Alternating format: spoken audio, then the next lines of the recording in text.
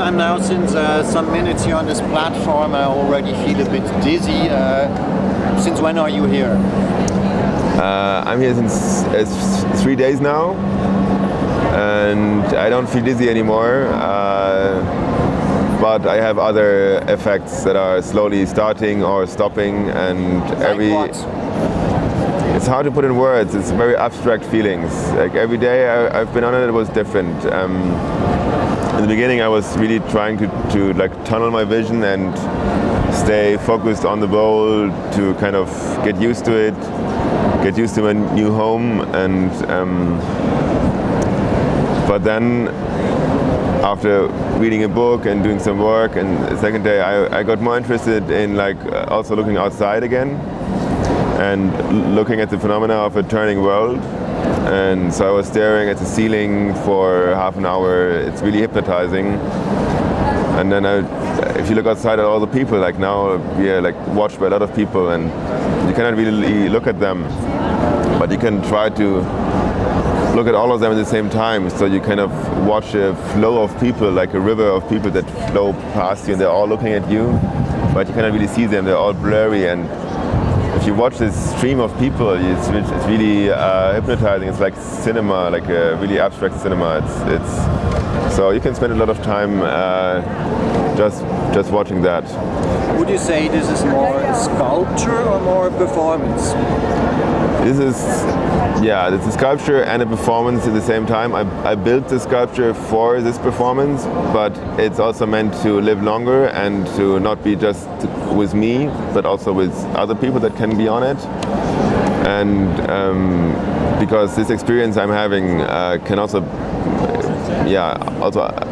other people should have it. It's not just me that is able to have a nice experience on here. But for this Art Basel, it's a performance with me. It's also like the meaning of putting this at Art Basel Unlimited, where like the whole art world is coming. They're all watching us, normally me, and I'm the artist. I'm on it, turning around myself. That is all like part of the piece. Yes, I would say. I mean, it's fair to say it's the most spectacular piece in Art Unlimited. most probably. But in your art, you're working as an artist. Do you come from the performance side or the sculptural side? Well, I'm not coming from the performance and not from the sculpture side. I'm coming from a like all over side. Like I didn't used to be an artist from beginning on. I didn't study art from beginning on. That was not my intention. I just wanted to make my things.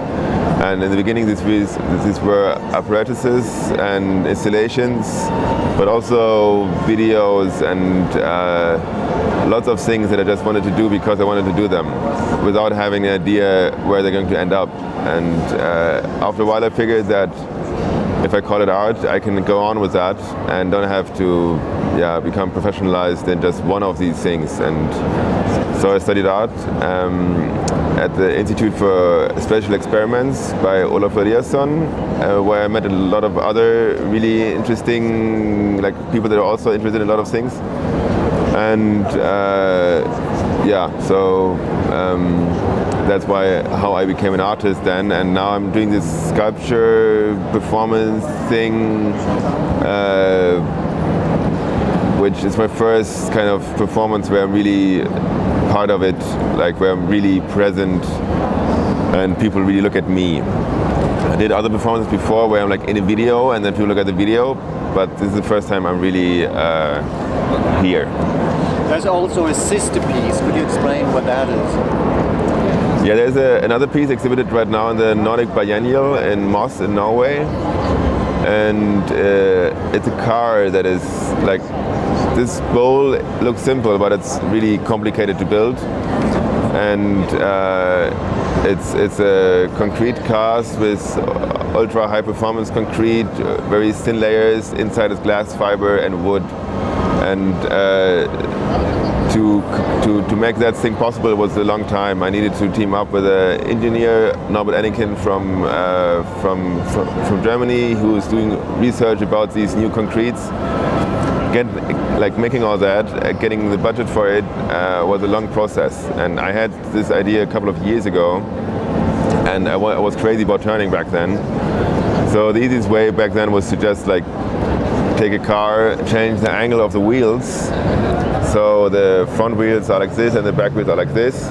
And then once you start the engine, the car starts spinning around itself. And I could get that done back then, like for 300 euros in 3 days, I had my spinning car. So that was kind of the first large-scale spinning experiment after all my spinning experiments that I just did on my own feet. There was also this performance by Valley Export, I think, where she was driving with a car in a circle for, I don't know, a day or two or something like that. I don't know that piece, but there are a couple of circle pieces by artists, and yeah, I'm not the only person that like got stuck in turning. Like it's very easy to get, but I got so crazy about it that I had to build this piece.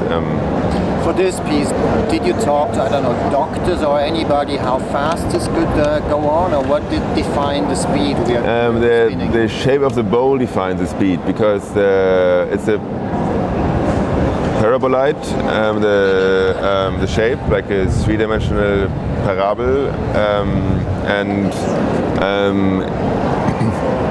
it's meant that everything is the shape is that I can place this glass wherever and it's not falling. So if I would put it here, it's stable here, and because the force is always rectangular to the ground. So here we have gravity going in this direction and the centrifugal force going outside, and both together form a vector that directly points in a rectangle to the ground. And so if it would be spinning faster, we would have a more dramatic bowl, and if it would be slower, it would be more flat. You did also a piece with furniture. Spinning furniture. Around. Yeah. It's called Freedom Table and Democracy Chair. And it's just like the furniture I found in the gallery that I hanged on wires and let them spin. They both have slightly different speeds, and that's enough to create a lot of different relationships between those two things, like a table and a chair. But these are loaded with a lot of meaning anyway, because we are so used to use them so like certain ways that they create so many different effects just by letting them spin in different speeds. And yeah, I just figured that out, like with small, like even just two stones, having them spinning, you already create lots of different tension between them. And so I did a couple of works with spinning objects, and I will probably do more. Now you have a name that sounds rather historic, Julius von Bismarck. I mean, anybody would think about the Chancellor and so on. Is your family from there? Yeah, like it's Bismarck is an old German family, and of course we have this very famous family member that used to be the Reichskanzler. But we also a normal family. Like our part of the family was having their lands in Pommern, which is now Poland. So it's not existing anymore for us. Like so we are just a normal city family. Oh. And are they happy about your artist career, or are they skeptic? No, I think they like it. It's yeah, I think it's fun to have a family member that does very different things than the others. So I think they like it. Fantastic. Thanks a lot.